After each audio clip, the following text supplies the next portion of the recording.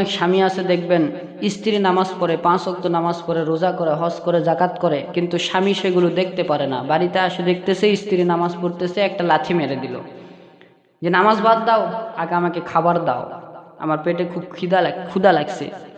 এরকম যেগুলো স্বামী আছে তাদের মতন জালেম জুলুমকারী আর পৃথিবীর বুকে কেউ নাই। এরা মৃত্যুর পর সঙ্গে সঙ্গে জাহান্নামের ভিতর প্রবেশ করবে। কারণ নেককার স্ত্রী থাকা যে একটা কত বড় নিয়ামত, নেককার স্ত্রী আপনার থাকা যে আপনার কত বড় একটা সৌভাগ্য, এটা আপনি ছাড়া পৃথিবীর আর কেউ বুঝতে পারবে না। যার স্ত্রী দাজ্জাল মার্কা হয় সেই স্বামী বোঝে সংসারের ভিতরে কতটা কষ্ট, কতটা অশান্তি। আর যেই স্বামীর স্ত্রী নেককার, পরহেজগার, পর্দাওয়ালা, 5 ওয়াক্ত নামাজি, এই স্বামী বোঝে যে আমার স্ত্রী নেককার হওয়ার কারণে আমি কতটা সুখে শান্তিতে আছি। নেককারী স্ত্রী পাওয়া একটা ভাগ্যের বিষয়। যাদের স্ত্রী আছে আমরা কখনো স্ত্রীদেরকে কষ্ট দেব না, কখনো স্ত্রীদের উপরে রাগান্বিত হব না, কারণ নেককার স্ত্রী পাওয়া একটা ভাগ্যের বিষয়, সবাই পায় না। তো নেককার স্ত্রী সম্পর্কে আল্লাহ রাসূল সাল্লাল্লাহু আলাইহি ওয়াসাল্লাম মিশকাত শরীফের হাদিসের মধ্যে বলেছেন, কি বলেছেন?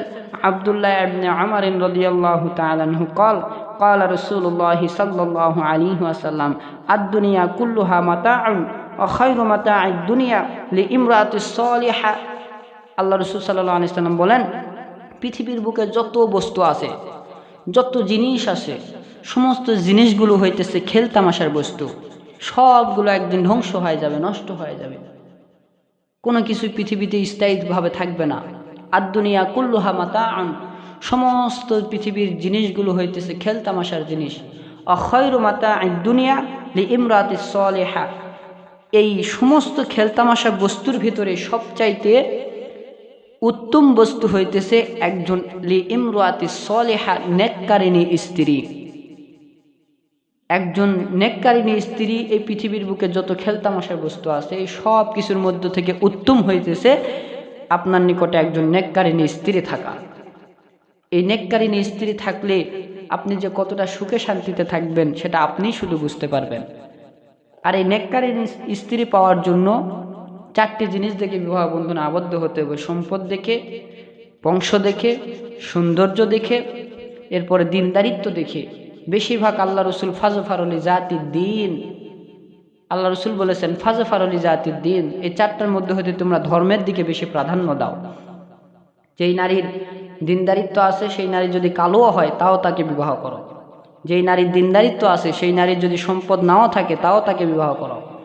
যেই নারীর দিনদারিত্ব আছে সেই নারীর বংশ যদি খারাপ হয়, সে যদি ভালো হয় তাহলে তাকেও বিবাহ করো। আর এটা হলো বিশ্বাস করতে হবে যেই নারী দিনদারিত্বের দিকে 100%, সেই নারীর বংশ কখনো খারাপ হইতে পারে না, কারণ বংশ খারাপ হলে সেই নারীও খারাপ হতো, কিন্তু বংশ কখনো এরকম নারীদের খারাপ হইতে পারে না।